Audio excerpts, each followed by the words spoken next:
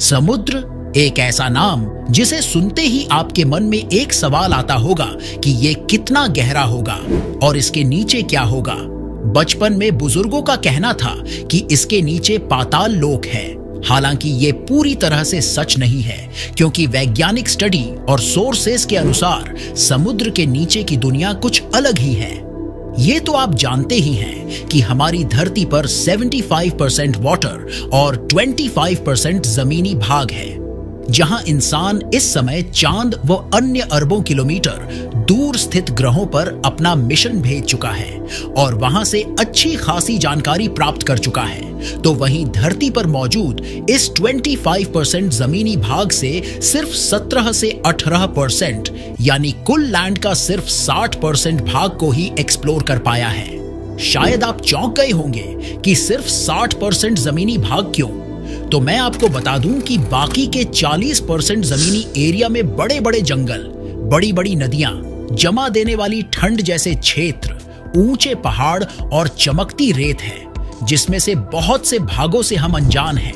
लेकिन सोचने वाली बात है कि जब धरती के जमीनी भाग को हम पूरी तरह एक्सप्लोर नहीं कर पाए, तो इसका 3 गुना भाग जो समुद्र से ढका हुआ है, उसके बारे में हम कितना जानते हैं? इसका उत्तर है सिर्फ 5%। लेकिन ये 5% ही क्यों खोजा गया और इस 5% में हमें क्या क्या जानने को मिला? दोस्तों, इस वीडियो में हम समुद्र की गहराई और समुद्र के नीचे की दुनिया और समुद्र के रहस्यों के बारे में बात करेंगे। साथ ही समुद्र के खोज की वो कौन सी बाधा है जो उसके बारे में जानने के लिए हमें रोक रही है। तो बने रहिए वीडियो के अंत तक, क्योंकि आज आप समुद्र के ऐसे ऐसे रहस्यों से परिचित होने वाले हैं जिनको आपने कभी सुना भी नहीं होगा। दोस्तों, समुद्र को जानने के लिए हमें उसके सरफेस से स्टार्ट करना होगा, तो ऑक्सीजन लेकर कूद जाओ। और जिनको डर लगता है वो वीडियो के जरिए इस गहरे समुद्र का आनंद उठाएं, क्योंकि आज हमें इस समुद्र को पार करके पाताल तक जाना है। अब हम समुद्र में 40 मीटर की गहराई में कूद चुके हैं और हमें एक सिग्नल मिल चुका है कि स्टॉप, इसके आगे जाना मना है। हालांकि ये स्कूबा डाइविंग वालों के लिए है जो इसके आगे नहीं जा सकते। इसके बाद हम 93 मीटर की गहराई पर आ चुके हैं। ये एक जहाज का मलबा है जिसका नाम लुसिटानिया है। ये एक ब्रिटिश जहाज था जो 1950 में डूब गया था, जो अभी तक यहीं पड़ा है। इसके आगे हम 100 मीटर की गहराई तक आ चुके हैं। ये गहराई स्कूबा डाइविंग वालों के लिए डेंजरस होता है, क्योंकि इतनी गहराई में पानी के प्रेशर से उनके शरीर का कोई भी अंग कभी भी अपना काम करना बंद कर सकता है। लेकिन हैरान करने वाली बात है कि ये इंसान, जिसका नाम हर्बर्ट निच है, जो कि एक ऑस्ट्रेलियन स्कूबा फ्री डाइवर है, ये इंसान 214 मीटर समुद्र के नीचे तक जाकर वापस आ चुका है, वो भी बिना ऑक्सीजन मास्क के, जो आज भी वर्ल्ड रिकॉर्ड है। अब हम आ चुके हैं 332 मीटर की गहराई में, जहां पर हम लोगों के पहले ही एक इंसान आ चुका है जिसका नाम अहमद गब्बर है, जो कि इजिप्ट का एक स्कूबा डाइवर है। ये इंसान सिर्फ ऑक्सीजन मास्क के साथ इतनी गहराई तक आने वाला दुनिया का पहला इंसान है, जिसका रिकॉर्ड आज तक कोई तोड़ नहीं पाया। लेकिन ये रिकॉर्ड आज हम लोग तोड़ने वाले हैं। अब हम लोग आ चुके हैं 443 मीटर गहरे समुद्र के नीचे। ये इतनी गहराई है जिसमें न्यूयॉर्क की अंपायर स्टेट बिल्डिंग भी डूब जाएगी। अब हम आ चुके हैं 500 मीटर गहरे समुद्र में। ये वही गहराई है जहां पर इंसान का बिना किसी उपकरण के पहुंचना नामुमकिन है, क्योंकि इतने गहरे समुद्र में इंसान पिचक कर रह जाएगा। लेकिन ब्लू व्हेल के लिए ये एक घर जैसा है। समंदर का ये बादशाह समुद्री सतह से 500 मीटर की गहराई तक गोता लगाती है, वो भी बिना परेशानी के। लेकिन इसके आगे ये भी नहीं जा पाती है। लेकिन ये हम क्या देख रहे हैं कि 535 मीटर की गहराई में भी ये जीव तैर रहा है। हाँ, ये पेंगुइन है जो बड़ी ही आसानी के साथ इतने गहरे पानी में बिना किसी दबाव के तैर रहा है। अब हम आ चुके हैं 700 मीटर की गहराई में। लेकिन सामने ये क्या है? ये तो पनडुब्बी है जो चुपचाप यहां खड़ी है। आपकी जानकारी के लिए बता दूं कि किसी विशेष परिस्थिति में लड़ाकू पनडुब्बियों को 700 मीटर की गहराई में ले जाया जा सकता है। इसके साथ ही दुनिया की एडवांस पनडुब्बियां इतनी गहराई में तैनात की गई हैं। अब हम आ चुके हैं 828 मीटर की गहराई में और हम देख रहे हैं कि दुनिया की सबसे ऊंची बिल्डिंग बुर्ज खलीफा भी इतनी गहराई में पूरी तरह डूब गई है। खैर, इसको डूबे रहने दो, हमें तो और भी गहराई तक जाना है। लेकिन ये क्या, अभी 1000 मीटर ही गहराई तक आए हैं और हमें आगे कुछ दिखाई क्यों नहीं दे रहा है? शायद सूर्य की रोशनी इसके आगे नहीं जा सकती है। शायद यहीं से शुरू होता है समंदर का स्केरी जोन। यहां से आगे आपको कुछ भी नहीं दिखाई देगा। कोई बात नहीं, हमारे पास फ्लैशर है जिसको जलाकर हम आगे बढ़ेंगे। अब हम समंदर की सतह से 1100 मीटर अंदर आ चुके हैं, जहां पर हमें ज्वाइंट स्क्वाड नाम का ऑक्टोपस मिल रहा है। ये इतना बड़ा है कि इंसान को एक चुटकी में निगल जाए। 1280 मीटर पर हमें ये कछुआ मिला जो बहुत ही बड़ा है।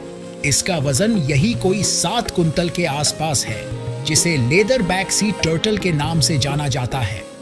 अब हम 2000 मीटर की गहराई में आ चुके हैं और हमारा सामना ब्लैक ड्रैगन फिश से होता है। ये मछली पूरी तरह से ब्लैक होती है, बिल्कुल अंधेरे की तरह, लेकिन इतनी गहराई में ये बड़ी ही आसानी से देख सकती हैं क्योंकि इनकी आंखें नाइट विजन की तरह है। आगे हम आ चुके हैं 2300 मीटर की गहराई में। यहाँ हमें स्पर्म व्हेल और कोलोसोल स्क्वाड नाम का ऑक्टोपस मिलेगा। ये कोलोसोल लगभग 14 मीटर लंबी होती है और 800 किलोग्राम तक होता है। ये बहुत ही आक्रामक और खतरनाक होती है क्योंकि इनके आर्म ऑर्गन में बहुत ही नुकीले दांत होते हैं। जब भी स्पर्म व्हेल और कोलोसोल की लड़ाई होती है तो ये कोलोसोल स्पर्म व्हेल को अपनी आर्म में जकड़ लेती है और इन नुकीले दांतों से उसे मार देती है। ये स्पर्म व्हेल की पीठ पर जो निशान बने हैं वो कोलोसोल के दांत का निशान है। आगे हम 4000 मीटर तक आ चुके हैं और हमारी मुलाकात दुनिया के सबसे बड़े हादसों में एक टाइटैनिक जहाज के मलबे से हुआ है। जी हाँ, टाइटैनिक का मलबा आज भी इसी जगह पड़ा हुआ है। ये इतना गहरा है कि इंसान को अगर बिना किसी पनडुब्बी के भेजा जाए तो उसकी हड्डियां तक टूट जाएंगी, जिसका जीता जागता सबूत ओशियन गेट नाम की पनडुब्बी के साथ हुआ, जो इसके पहले ही पानी के प्रेशर से फट गई थी। टाइटैनिक जहाज के बारे में डिटेल से वीडियो देखना हो तो हमारे चैनल पर विजिट जरूर कीजिए। आगे हम 4200 मीटर की गहराई में पहुंच गए हैं, जहां पर हमें एंगलर फिश और वाइपर फिश देखने को मिलते हैं, जिसमें एंगलर फिश के पास एक एंटीना होता है जिसमें की लाइट जलती रहती है। ये इस लाइट का इस्तेमाल शिकार को पकड़ने और शिकारियों से बचने के लिए करती हैं। लेकिन इनके साथ कुछ और भी जीव है जो काफी डरावने हैं। शायद इनका नामकरण अभी तक नहीं हुआ है। आगे 6000 मीटर की गहराई में पानी का प्रेशर इतना होता है कि ये किसी भी नॉर्मल पनडुब्बी को एक ही झटके में चिथड़े कर सकता है। आगे हम 6500 मीटर की गहराई में आ चुके हैं। इतनी गहराई में अमेरिका की एक विशेष रिसर्च सबमरीन आ चुकी है। ये वही सबमरीन है जिसने टाइटैनिक का मलबा ढूंढा था। आगे हम 8800 मीटर की गहराई में आ चुके हैं और देख रहे हैं कि दुनिया की सबसे ऊंची छोटी माउंट एवरेस्ट भी डूब गई है। आगे हम 10,898 मीटर की गहराई में आ चुके हैं। ये वही जगह है जहां पर 2012 में टाइटैनिक मूवी के डायरेक्टर जेम्स कैमरून अपनी एक विशेष प्रकार की पनडुब्बी में बैठकर आ चुके हैं। लेकिन 1960 में दो लोग डोन वॉल और जैक पिकार्ड ने इससे भी 18 मीटर नीचे यानी 10,916 मीटर गहरे समुद्र में से होकर आ चुके हैं। जब ये इससे भी नीचे जा रहे थे तो इनके सबमरीन में क्रैक पड़ने लगे, जिसकी वजह से इनको तत्काल सतह पर आना पड़ा। इतनी गहराई तक जाने में इन्हें 5 घंटे लगे थे। लेकिन इनके इस रिकॉर्ड को भी तोड़ने वाला एक शख्स है जिसका नाम विक्टर वेस्कोवो है। ये एक यूएस सेवानिवृत्त अधिकारी थे जो समुद्र की 11,000 मीटर की गहराई तक जाने वाले इकलौते इंसान थे। प्रशांत महासागर की सबसे बड़ी खाई, जिसे मारियाना ट्रेंच के नाम से भी जाना जाता है, इस जगह ये डीप सर्चर नामक पनडुब्बी से गए थे। ये वो जगह है जहां पर इसके आगे आज तक कोई भी इंसान नहीं पहुंच सका है। लेकिन इन्होंने यहां से आने के बाद एक बहुत ही चौंकाने वाला खुलासा किया। इनके मुताबिक इंसानों द्वारा बहाया गया प्लास्टिक का कचरा इनको 11,000 मीटर की गहराई में तैरता दिखा, जो ये साबित करता है कि इंसान जहां तक नहीं पहुंच सकता वहां तक वो अपना प्रदूषण फैला सकता है। इंसान द्वारा खोजा गया ये चैलेंजर डीप, जिसकी गहराई महज 11 किलोमीटर है, लेकिन इससे भी गहरा समुद्र होता है जो आज तक खोजा ही नहीं जा सका है। इसकी सबसे बड़ी वजह है इसका 95% से अधिक हिस्सा, जिसकी गहराई 1000 मीटर से भी गहरी है, क्योंकि इतने गहरे पानी में अंधेरा होता है जो खोजकर्ताओं के लिए मुसीबत बन जाता है। दूसरा कारण पानी का प्रेशर है, जो बड़ी से बड़ी और मजबूत पनडुब्बी को भी क्रैक कर देता है। तीसरा कारण इसके बहुत बड़े भाग का होना है, क्योंकि इतने बड़े भाग की पूरी तरह से खोज करना इम्पॉसिबल है। चौथा कारण समुद्र के प्रति लोगों का रुचि कम होना, वहीं इसकी जगह अंतरिक्ष में रुचि ज्यादा होना।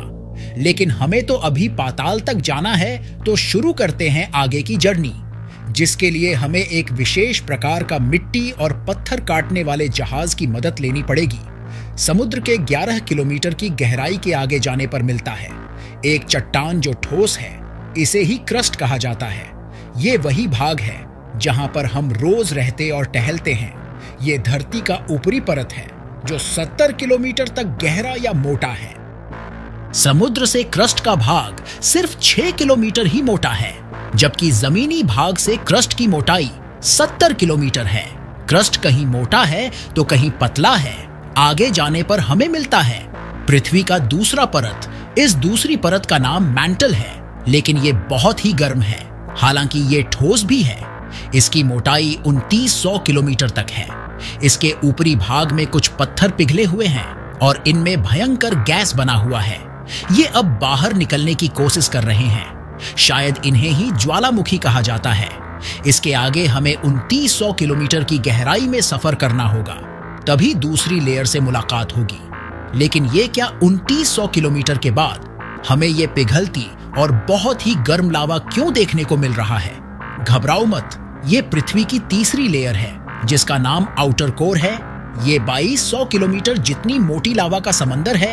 ये निकिल और लोहे का पिघला हुआ रूप है जो बहुत ही गाढ़ा है। इसका टेम्परेचर 6000 डिग्री सेल्सियस से भी ज्यादा रहता है।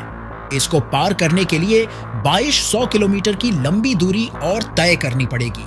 खैर, आगे चलते हैं।